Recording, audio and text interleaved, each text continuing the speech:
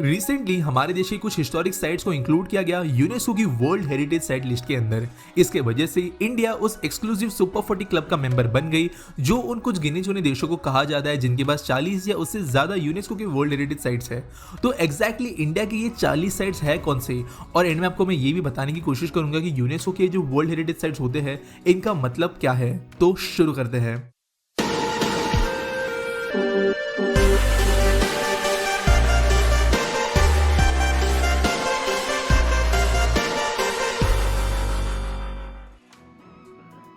बात करते हैं सबसे पहले साइट्स के बारे में जो इंक्लूड की गई थी यूनेस्को के वर्ल्ड हेरिटेज साइट के अंदर, जहां पर इंडिया इंक्लूडेड थी। तो सबसे पहली साइट है अजंता केव्स, जो महाराष्ट्र में मौजूद है और 2nd सेंचुरी बीसी से लेकर 6th सेंचुरी बीसी के बीच में यहाँ पर इन्हें बनाया गया। ये 31 केव्स का एक यूनिट है जो पूरी तरीके से चट्टानों को तराश कर बनाया गया है, और यहाँ पर हिंदुइज्म और बुद्धिज्म को डिपिक्ट करते हुए आर्ट बनाया गया है। यहाँ पर मैंने पर्सनली भी विजिट किया है, और एक ही चीज मैं आपको यहाँ पर बता सकता हूँ कि ये जो तस्वीरों में नजर आते हैं उनसे बहुत ही ज्यादा बड़े हैं। दूसरी जो साइट इंडिया के अंदर इंक्लूड की गई थी वो थी एलोरा केव्स, जो अजंता केव्स की आप कह सकते हो सिस्टर केव्स है, और ये महाराष्ट्र में मौजूद है, जिन्हें 600 से लेके 1000 AD साल के बीच में बनाया गया। इसी भी साल 1983 के अंदर इंक्लूड किया गया, और ये एक आर्किटेक्चरल मार्वल है जहां पर बिना किसी मॉडर्न टूल्स के चट्टानों के बीच में जैनिज्म, हिंदुइज्म और बुद्धिज्म को डिपिक्ट करते हुए यहाँ पर टेम्पल्स, रिलीजियस केव्स और कई सारे दूसरे आर्ट पीसेस बनाए गए। अगली जो साइट इंडिया के अंदर इंक्लूड की गई थी वो थी साल 1983 में आगरा फोर्ट। ये मौजूद है उत्तर प्रदेश के अंदर, और 16वीं शताब्दी में एम्परर अकबर के रेन में इसे बनाया गया था।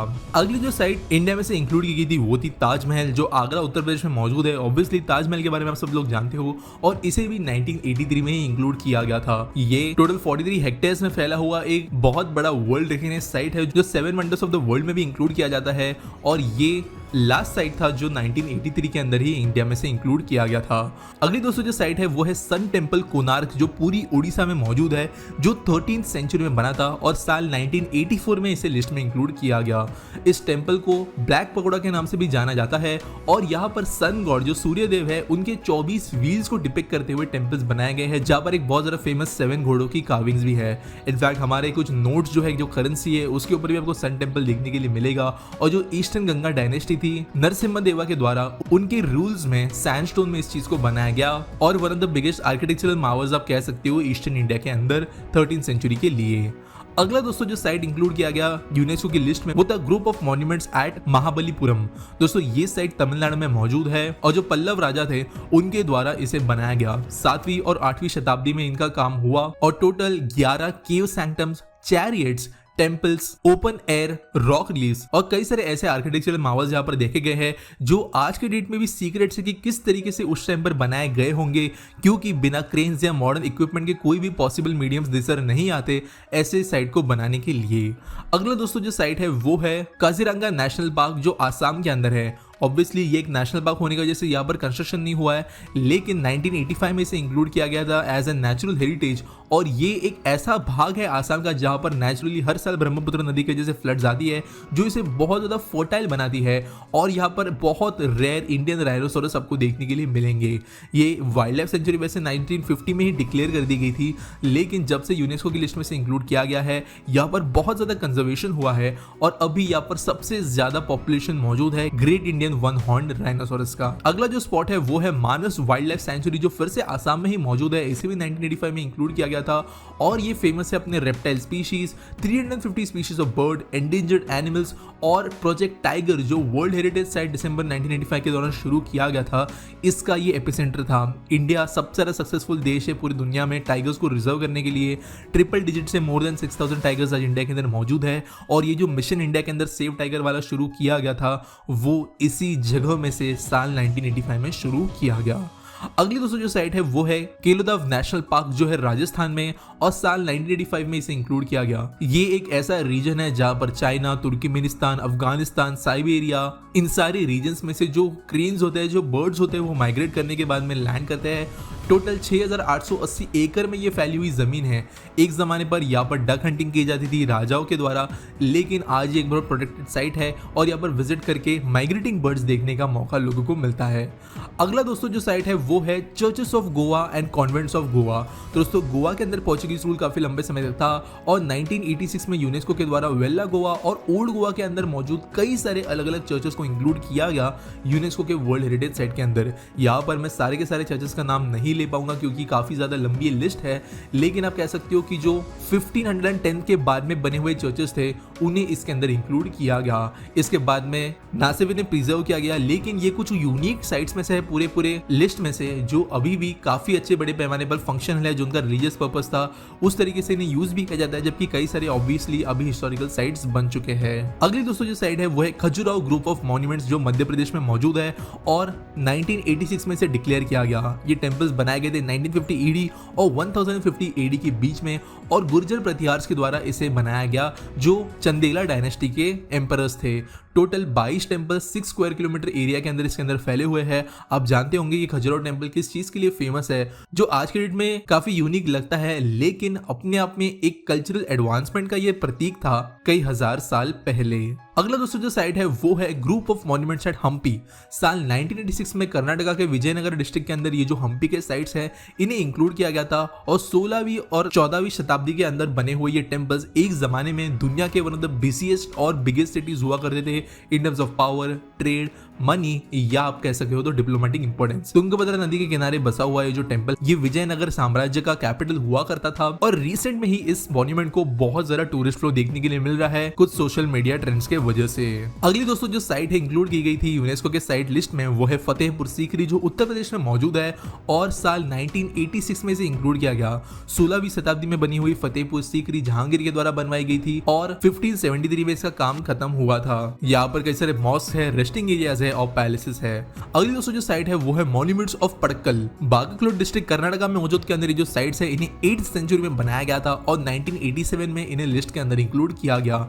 यहाँ पर 9 हिंदू टेम्पल्स है, एक जैन सैंक्चुरी है जो एक ही प्रीमाइसेस में मौजूद है और रानी लोकमहादेवी के द्वारा ये चीज बनाई गई। ये चीज बनाई गई थी उनके हस्बैंड के विन की वजह से जो थे राजा विक्रमादित्य II और पल्लव डायनेस्टी के अंदर ही इसे भी बनाया गया।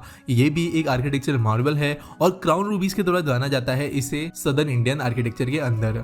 अगली दोस्तों जो साइट है वो है एलिफेंटा केव्स महाराष्ट्र जो एक आइलैंड पर बसी हुई है और 5th और 8th सेंचुरी के बीच में इन्हें बनाया गया। साल 1987 में इन्हें इंक्लूड किया गया था और एलिफेंटा आइलैंड जो मुंबई के गेटवे ऑफ इंडिया से अराउंड 10 किलोमीटर दूर मौजूद है, वहां पर एक काफी ज्यादा रिनाउंड टूरिस्ट डेस्टिनेशन ये बन गया है। यहाँ पर ये जगह बहुत ज्यादा हाईली प्रोटेक्टेड है और आप कह सकते हो एलिफेंटा केव्स उन पहले इनिशियल क्लस्टर्स में से थी जो पूरे के पूरे इंडिया के अंदर बुद्धिस्ट केव्स मौजूद है। उनमें से सबसे पहले जो उनकी रीडिस्कवरी हुई वो यही वाली केव्स थी। अगली दोस्तों जो साइट है वो अलग अलग लोकेशंस पे फैली हुई है जो है the great living temples of Chola dynasty और ये है सारे के सारे तमिलनाडु में है जो गंगाईकोंडा, दरशुरम और बृहदेश्वर में मौजूद है। ये ऑब्वियसली चोला एम्पायर के द्वारा बनाए गए थे।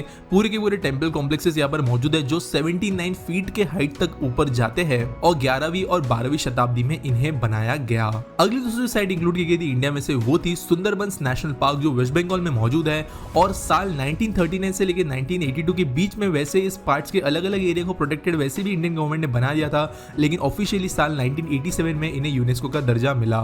गंगा नदी, ब्रह्मपुत्र और मेघना इन नदी का जो बेसिन है वहां पर सुंदरबंस बनता है और 1,33,000 हेक्टेयर्स ऑफ सुंदरबन जो इंडिया के भाग में है वो एक डिक्लेयर्ड नेशनल पार्क है आज की डेट में भी। द ग्रेट बंगाल टाइगर यहीं पर है।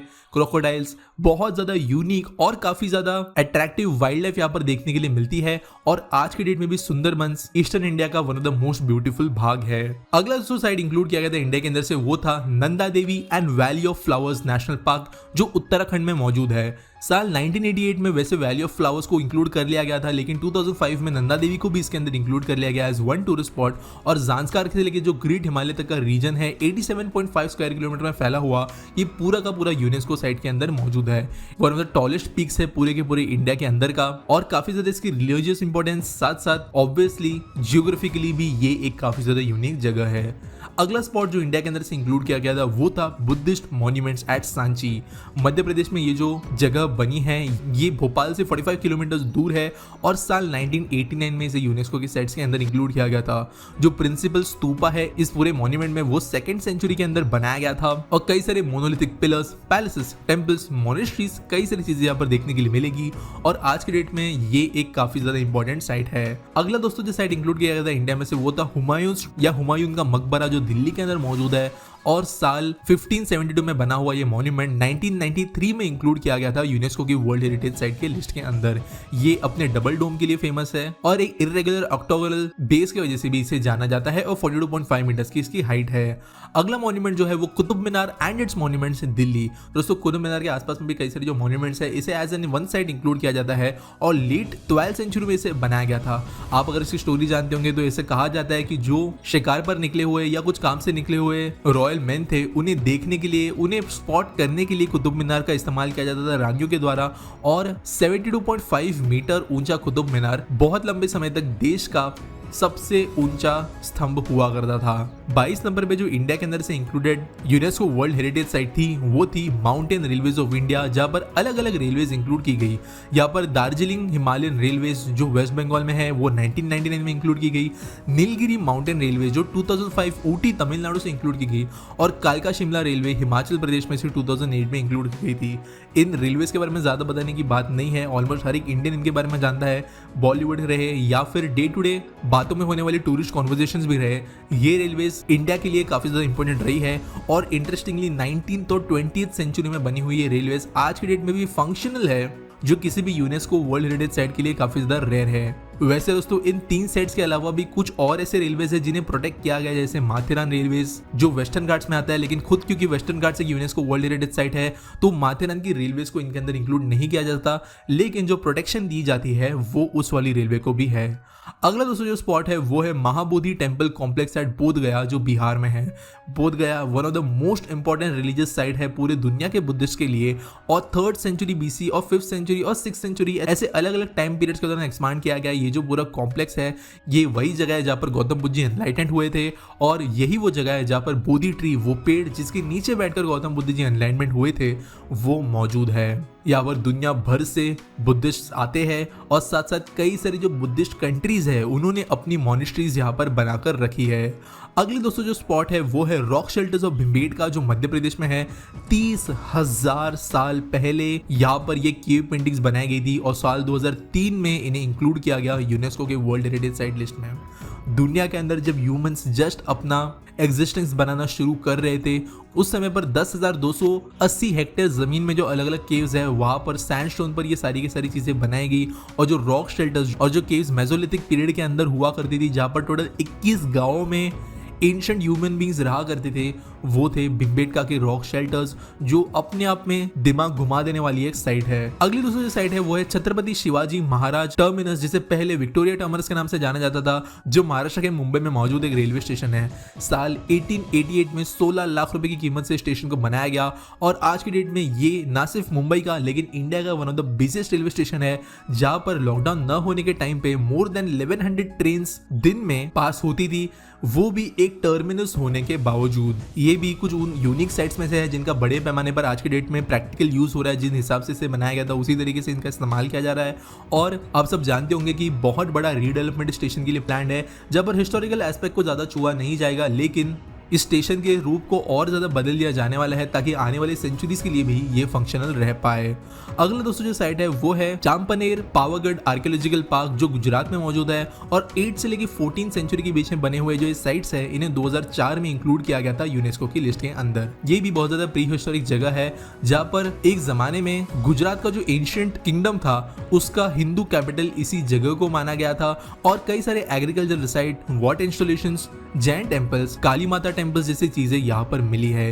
ये एक स्पेशल साइट इसलिए है क्योंकि ये उन रेयर साइट्स में से है जो मुगल एम्पायर के दौरान बिल्कुल भी अनटच रही, आसपास में कहीं पर इसका इन्फ्लुएंस आया नहीं और कह सकते हो आइसोलेटेड ये रही इतने सारे सालों तक, जिसकी वजह से ये टेम्पल और आसपास का पूरा एरिया जो है वो प्रिस्टीन है जैसा पहले रहा करता था। अगली दोस्तों जो साइट है वो है रेड फोर्ट कॉम्प्लेक्स जो है दिल्ली के अंदर, और साल 1648 में बनी हुई इस साइट को 2007 में यूनेस्को का वर्ल्ड हेरिटेज साइट का दर्जा दिया गया। इस साइट के बारे में ज्यादा कुछ कहने को है नहीं, आप सब जानते हो marble, red stone, sandstone, limestone, इन चीजों का इस्तेमाल करते हुए इसे बनाया गया। अलग अलग मुगल एम्परर्स के लिए यहाँ पर कमरे और दीवाने, खास दीवाने यहाँ मौजूद है, और यही वो जगह है जहां से इंडिपेंडेंस डे के दिन हमारे प्राइम मिनिस्टर फ्लैग होस्टिंग करते हैं। अगली दोस्तों जो साइट है वो है जंतर मंतर जयपुर। तो दोस्तों जयपुर राजस्थान में ये आप कह सकते हो one of the biggest scientific experiments है पूरे के पूरे ह्यूमन हिस्ट्री का, और साल 1727 और 1734 के बीच में ये जो चीज बनी है ये एस्ट्रोनॉमिकल इंस्ट्रूमेंट से भरी हुई है। इनफैक्ट बहुत लंबे समय तक लोग ठीक से समझ भी नहीं पाते थे कि इन इंस्ट्रूमेंट्स को इस्तेमाल कैसे किया जाता था, लेकिन स्टार्स का पोजीशन जानना, एक्लिप्सेस को डिटेक्ट करना, कौन सा स्टार कौन सा पोजीशन, कैसे ग्रह दशा होगी, ये सारी की सारी चीजें इस साइट में से डिटरमाइन की जाती थी। और इंडिया का जो astronomical, cosmological, trigonometrical, mathematical skills थी, जो स्कॉलर्स हमारे यहाँ पर थे, इसका जीता जाता सबूत बन गया जंतर मंतर। अगली दोस्तों जो साइट्स है वो एक बहुत बड़ा देश का घाट रीजन जो है वेस्टर्न घाट्स, जिसे कई सारे स्टेट्स में से डिवाइड किया गया है, जहां पर Sahyadri mountains, Nilgiri mountains, Talakaveri cluster, Kudremukh sub clusters, अगस्तमले cluster, ऐसे अलग अलग सेक्शंस यहाँ पर इंक्लूड किए गए हैं। वैसे वेस्टर्न घाट्स को फॉर्मली सिर्फ और सिर्फ पूरे स्ट्रेच में सह्याद्री माउंटेन्स के नाम पे जाना जाता था, लेकिन क्योंकि अलग अलग रॉक फॉर्मेशन से ये बने हैं तो इन्हें जियोग्राफिकली भी बाद में डिवाइड किया गया। ये एक ऐसा रीजन है हमारे देश का जो अभी भी प्रिस्टीन है, कई सारे सेक्शंस में काफी ज्यादा प्रोटेक्टेड है, यहाँ पर कंस्ट्रक्शन कर पाना डिफिकल्ट है, और पूरे के पूरे साउथ ईस्ट एशिया के अंदर का हॉटेस्ट बायोडाइवर्सिटी हॉटस्पॉट भी इसे कई बार नॉमिनेट और अवार्ड किया गया है। Total 39 national parks, wild life sanctuaries, reserve forest, designated sites यहाँ पर मौजूद है, और केरला, कर्नाटका, तमिलनाडु, महाराष्ट्र, ये सारे के सारे स्टेट्स अलग अलग हिस्से ओन करते हैं वेस्ट अम्बेर। अगली दोस्तों जो साइट है वो है हिल फोर्ट्स ऑफ राजस्थान। तो राजस्थान वैसे भी जानी जाती है अपने हिल फोर्ट्स के लिए, और यहाँ पर अगर बात करें तो चित्तौड़गढ़, कुंभलगढ़, रणथंभौर बनाया गया, जो राजपूत मिलिट्री आर्किटेक्चर था, इसकी झलक आपको इन सारे फोर्ट्स में देखने के लिए मिलेगी। और आज के डेट में भी इनमें से कई सारे फोर्ट्स में एक्चुअल रॉयल फैमिलीज रहती है। 31 स्पॉट पे है रानी की वाव या द क्वीन स्टेपवेल, जो पाटन गुजरात में है। ये भी एक ऐसा स्पॉट है जो वैसे जाना इतना नहीं जाता था, लेकिन रिसेंटली बहुत ज्यादा ये फेमस हो गया है सोशल मीडिया की वजह से, स्पेशली जो फोटो जेनिक सीन्स यहाँ पर बन सकते हैं उसके वजह से। और 2014 में इंक्लूड होने के बाद में ये जो 64 मीटर गहरी स्टेपवेल है ये भी एक आर्किटेक्चरल मार्वल माना जाता है। अगला दोस्तों जो स्पॉट है वो है the great Himalayan national park, जो हिमाचल प्रदेश के अंदर का हिस्सा था हिमालयस का, और इसे भी 2014 में इंक्लूड किया गया। 90,540 हेक्टेयर्स में फैला हुआ है जो upper mountain glacier snow melt region है, इसे बहुत ज़्यादा प्रोटेक्ट किया गया है। 25 फॉरेस्ट टाइप्स यहाँ पर देखने के लिए मिलते हैं। रिच यहाँ की बायोडाइवर्सिटी है, और इंडिया की जो मेन नदियां है वो इसी रीजन में से शुरू होती है। अगली दोस्तों जो स्पॉट है वो है archaeological sites of Nalanda Mahavira. ये बिहार के अंदर मौजूद है, जो दुनिया की सबसे पहली और सबसे बड़ी यूनिवर्सिटी हुआ करती थी, और 5th और 12th सेंचुरी के बीच में से बनाया गया। जितने भी हमने हिस्टोरिकल स्कॉलर्स सुने हैं हमारे इंडिया की हिस्ट्री में, वो यही पे पढ़े थे।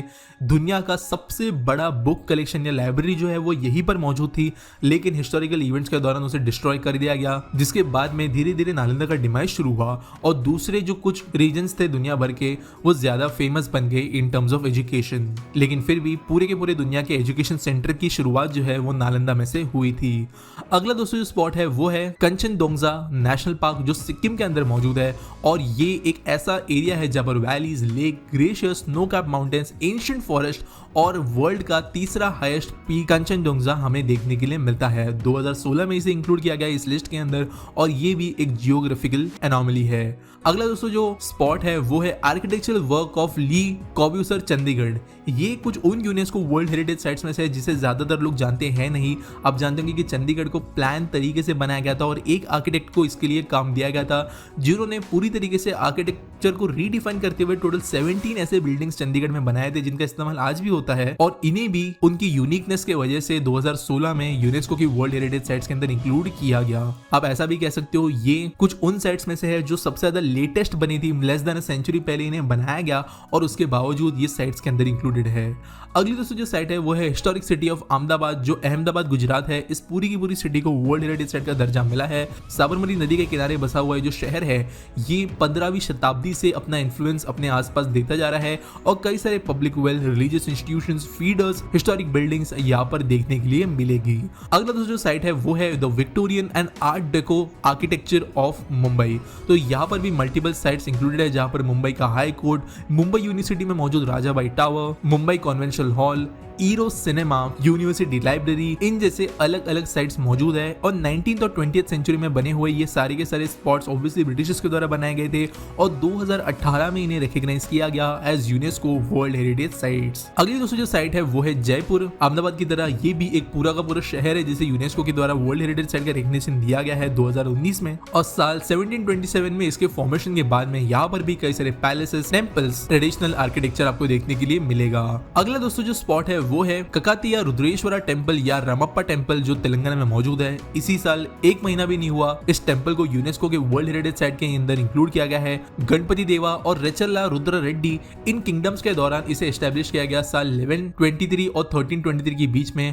और यहाँ पर भी आपको पोरस ब्रिक्स के द्वारा बने हुए यानी फ्लोटिंग ब्रिक्स जिन्हें कहते हैं, जिनके अंदर काफी ज्यादा एयर पॉकेट्स होते हैं, इसके द्वारा बना हुआ रूफ स्ट्रक्चर आपको देखने के लिए मिलेगा, जहां पर catchment area, agricultural lands, islands, forest, इन सारी चीजों को भी आसपास में इंक्लूड किया गया है as UNESCO world heritage sites. आखिरी जो साइट इंडिया के अंदर लेटेस्ट इंक्लूड की गई यूनेस्को वर्ल्ड हेरिटेज साइट्स के अंदर वो थी धुलावीरा, जो हड़प्पन सिविलाइजेशन का एक भाग है इंडिया के अंदर से। गुजरात के अंदर ये मौजूद है और कम से कम 8 से लेकर 9000 साल पहले इन साइट्स को बनाया गया था। चाहे वो सिविल सिस्टम्स हो, पब्लिक बाथ्स हो, ये सारी चीजें यहाँ पर मौजूद थी। Copper, stone jewellery, semi precious stone, terracotta, ivory, इन जैसे आप कह सकते हो मिडिल एजेस के अंदर यूज होने वाले मटेरियल्स भी इस शहर के अंदर मिले हैं। और हड़प्पन सिविलाइजेशन जो कितनी ज्यादा एडवांस हुआ करती थी, इसका एक जीता जाता सबूत है धुलावीरा और इसे 2021 में इसी महीने जुलाई के अंदर इंक्लूड किया गया as an UNESCO world heritage site.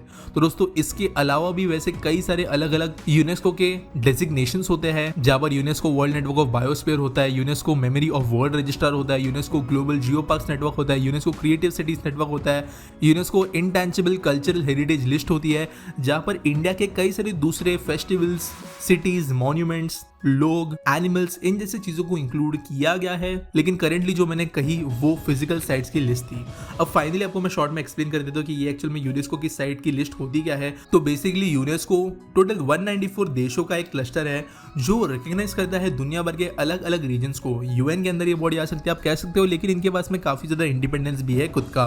Cultural, natural, historic, humanity और कई सारे दूसरे फैक्टर्स के ऊपर बेस्ड जो ऐसे साइट्स होते हैं, इन्हें जब यूनेस्को के द्वारा रिकॉग्निशन मिलता है तो आप कह सकते हो इन्हें यूनेस्को के द्वारा प्रोटेक्शन मिलता है। तो यूनेस्को करती है कि इन सारे साइट्स पर अपनी नजर बनाए रखती है।